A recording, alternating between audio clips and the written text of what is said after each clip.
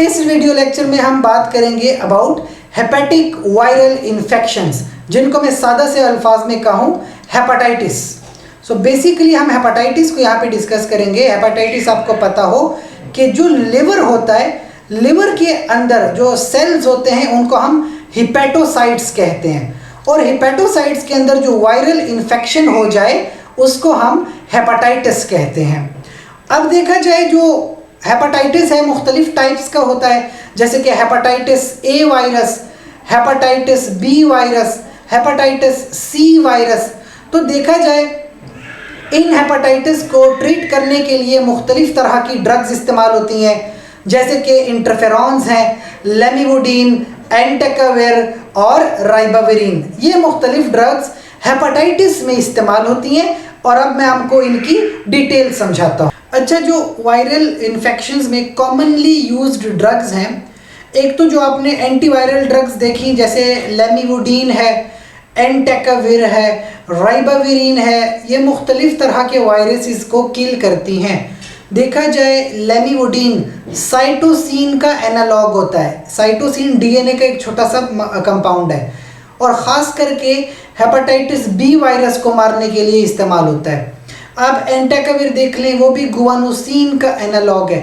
ये भी डीएनए का एक छोटा सा मॉलिक्यूल है और ये भी हेपेटाइटिस बी वायरस को बड़े अच्छे से मारता है।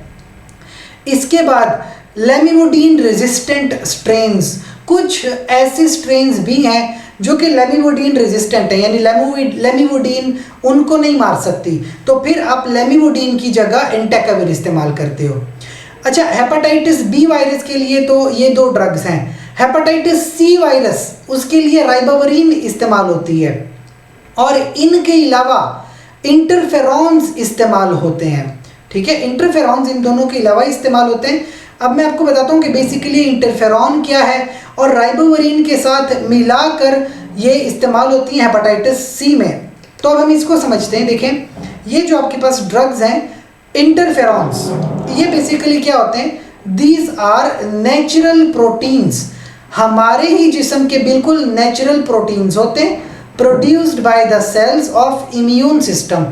जिस तरह हमारा इम्यून सिस्टम काम करता है, आपका इम्यून सिस्टम बिल्कुल नॉर्मल प्रोटीन्स बनाता है इंटरफेरॉन्स, और ये इंटरफेरॉन्स जितने भी फॉरेन एजेंट्स हैं, बाहर से आने वाले कोई भी एजेंट होते हैं, चाहे वायरस आता है, बैक्टीरिया आता है, पैरासाइट्स हैं या ट्यूमर सेल्स हैं, उनको मारने के लिए हमारा जिस्म नेचुरली इंटरफेरॉन्स बनाता है। अभी अगर किसी को वायरल इन्फेक्शन हो गया है, आप बाहर से इंटरफेरॉन देना चाहें तो वो भी आप दे सकते हैं। 3 क्लासेस होती हैं इंटरफेरॉन्स की, इंटरफेरॉन अल्फा, बीटा और गैमा। एज अ ड्रग भी आप इंटरफेरॉन दे सकते हो। जो अल्फा और बीटा इंटरफेरॉन्स हैं, ये नॉर्मली देखा जाए तो हमारी बॉडीज इनको खुद प्रोड्यूस कर सकती हैं। कभी भी किसी को वायरल इन्फेक्शंस हो गए तो उसकी बॉडी अल्फा इंटरफेरॉन्स और बीटा इंटरफेरॉन्स प्रोड्यूस करती है। गैमा इंटरफेरॉन्स भी प्रोड्यूस होते हैं, लेकिन ये टी लिम्फोसाइट्स प्रोड्यूस करते हैं, नेचुरल किलर सेल्स प्रोड्यूस करते हैं in response to cytokines. Cytokines कुछ और तरह के इम्यून रेगुलेटिंग सेल मॉलिक्यूल्स हैं, साइटोकाइंस। अच्छा, जो गैमा इंटरफेरॉन्स हैं, they have less antiviral activity as compared to alpha interferons and beta interferons। हमारी बॉडी तीनों तरह के इंटरफेरॉन्स प्रोड्यूस करती है, अल्फा, बीटा, गैमा। अल्फा और बीटा इंटरफेरॉन्स ज़्यादा इफेक्टिव हैं, गैमा इंटरफेरॉन्स की एक्टिविटी थोड़ी सी कम है। मैकेनिज्म ऑफ एक्शन, इंटरफेरॉन्स किस तरह से काम करते हैं, क्या मैकेनिज्म ऑफ एक्शन है? सबसे पहला काम ये क्या करते हैं? Protein kinase, a protein kinase which inhibits protein synthesis. दरअसल सबसे पहले ये इंडक्शन करेंगे एक प्रोटीन काइनेज की। वो प्रोटीन काइनेज क्या करता है? प्रोटीन सिंथेसिस को इनहिबिट कर देता है, वायरस अपनी प्रोटीन्स नहीं बना पाता। दूसरा काम इंटरफेरॉन्स क्या करते हैं? ओलिगो एडिनाइलेट सिंथेज, इस एंजाइम को इंड्यूस करते हैं, एक्टिवेट कर देते हैं। ये क्या करता है? ये जाके वायरस का डीएनए तोड़ देता है। और तीसरा काम ये करते हैं कि फॉस्फोडाइएस्ट्रेज एंजाइम को एक्टिव करवा देते हैं। तो जब फॉस्फोडाइएस्टरेज एक्टिव हो जाएगा तो वायरस का जो आरएनए है वो इनहिबिट हो जाएगा। तो यानी कि इंटरफेरॉन्स बेसिकली क्या कर रहे हैं, कुछ इंजाइम्स को एक्टिवेट करते हैं और वो इंजाइम्स वायरस के मुख्तलिफ पार्ट्स को तोड़ देते हैं। The action of these enzyme leads to inhibition of translation. तो वायरस अपनी प्रोटीन्स नहीं बना पाता। अब बात करते हैं फार्माकोकाइनेटिक्स ऑफ इंटरफेरॉन्स। देखा जाए तो ये बायो अवेलेबिलिटी इनकी बहुत कम है। आप इनको ओरल टैबलेट फॉर्म में नहीं ले सकते, इंजेक्शंस लगाने पड़ते हैं, चाहे सबक्यूटेनियस इंजेक्शन हो या डायरेक्टली इंट्रावीनस इंजेक्शंस हो। पूरी बॉडी में ये डिस्ट्रीब्यूट होते हैं लेकिन ब्रेन के अंदर नहीं जा सकते और आइज़ के अंदर नहीं जा सकते। इसके अलावा इनकी हाफ लाइफ 1 घंटे से लेकर 4 घंटे की होती है। कुछ एडवर्स इफेक्ट्स भी हैं। इंटरफेरॉन्स के इस्तेमाल करने से फीवर फील होता है और हेडेक फील होता है। जैसे किसी को जुकाम हो जाता है, इंटरफेरॉन की वजह से उस तरह की फीलिंग आती है। बोन मैरो सप्रेशन, यानी जो बोन मैरो सेल्स प्रोड्यूस कर रही थी वो सप्रेस हो जाते हैं। ग्रेन्युलोसाइटोपिनिया, वाइट ब्लड सेल्स की कमी हो जाती है। प्लेटलेट्स की कमी हो जाती है। न्यूरोटॉक्सिसिटी, अच्छा इंटरफेरॉन्स की वजह से न्यूरोटॉक्सिसिटी भी हो सकती है, यानी सीजर्स आ सकते हैं, कन्फ्यूजन्स हो सकती है। हार्ट के अंदर कार्डियोटॉक्सिसिटी होती है, एरिथमिया, हार्ट रिदम ख़राब हो जाते हैं। इसके अलावा इम्पेयरमेंट ऑफ फर्टिलिटी, यानी कि रिप्रोडक्टिव साइकिल को भी डिस्टर्ब कर सकते हैं। थेराप्यूटिक यूजेस क्या है, कौन कौन सी बीमारियों में इंटरफेरॉन्स इस्तेमाल हो सकते हैं? सबसे पहले हेपेटाइटिस बी, हेपेटाइटिस सी इस्तेमाल होते हैं।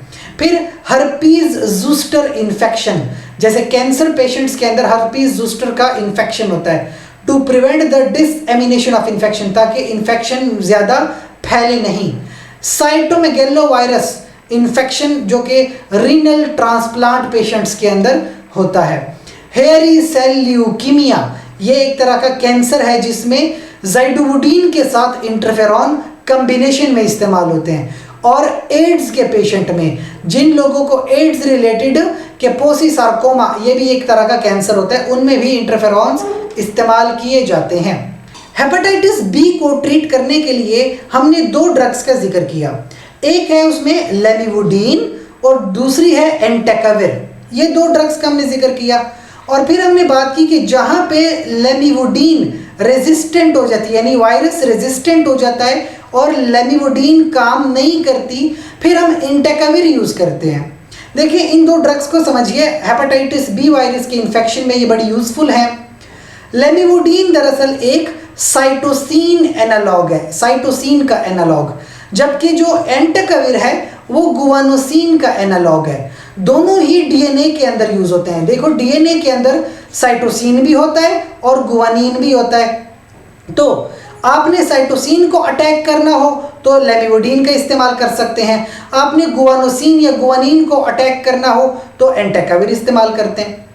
जो लेमिवुडीन है वो क्या करता है, वो दरअसल हेपेटाइटिस बी वायरस इसको इनहिबिट करता है। इसके साथ साथ एचआईवी के वायरस में भी यूजफुल है। एचआईवी के अंदर एक एंजाइम होता है रिवर्स ट्रांसक्रिप्टेज, लेमिवुडीन रिवर्स ट्रांसक्रिप्टेज को भी इनहिबिट करती है, लिहाजा लेमिवुडीन बहुत यूजफुल है एचआईवी के अंदर भी। लेमिवुडीन जब कोई पेशेंट लेता है तो सबसे पहले लेमिवुडीन फॉस्फोराइलेट होती है। होस्ट जो होता है, जो पर्सन लेमिवुडीन लेता है, उसकी जो सेल्स हैं लेमिवुडीन को कन्वर्ट कर लेते हैं लेमिवुडीन ट्राइफॉस्फेट, एक्टिव हो जाती है ड्रग। और जब ये एक्टिव हो जाती है फिर ये क्या करती है, RNA dependent DNA polymerase enzyme को बंद कर देती है। तो जब डीएनए पॉलीमरेज एंजाइम बंद हो जाएगा तो डीएनए की रेप्लिकेशन स्टॉप हो जाएगी।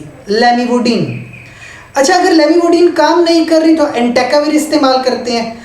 एंटेकाविर क्या है, गुआनोसिन न्यूक्लियोसाइड का एनालॉग है, यानी ये गुआनिन की तरह की ड्रग है जो कि डीएनए का मॉलिक्यूल है। इसको इस्तेमाल करते हैं हेपेटाइटिस बी वायरस के इन्फेक्शंस में। जब कोई पेशेंट एंटेकाविर लेता है तो सबसे पहले एंटेकाविर की फॉस्फोराइलेशन होती है, उससे बनता है एंटेकाविर ट्राइफॉस्फेट। जब ये बन जाता है तो ये नेचुरल जो डीऑक्सीगुआनोसिन ट्राइफॉस्फेट है उसके साथ कंपटीशन में आ जाता है, उसके साथ compete करता है, और जो है वायरल जो आपके पास एंटेकाविर है, it is effective against lamivudine resistant HBV strain. So जिन वायरसेस को लेमिवोडिन किल नहीं कर सकता वहाँ पे फिर एंटेकाविर बड़ी यूजफुल ड्रग बन जाती है। और इट इज़ डोज्ड वंस, यानी दिन में एक ही डोज काफ़ी होती है एंटेकाविर की। तो इस तरह हेपेटाइटिस बी वायरस में दो ड्रग्स इस्तेमाल होती हैं, लेमिवोडिन और एंटेकाविर। लेकिन ज़रूरी पॉइंट जो है MCQ के हवाले से जो ज़रूरी पॉइंट है, जहाँ लेमिवोडिन नहीं यूज़ होती, जहाँ लेमिवोडिन के ख़िलाफ़ रेजिस्टेंस हो, तब आप एंटेकाविर इस्तेमाल करते हैं। That is all for hepatitis B viral infections.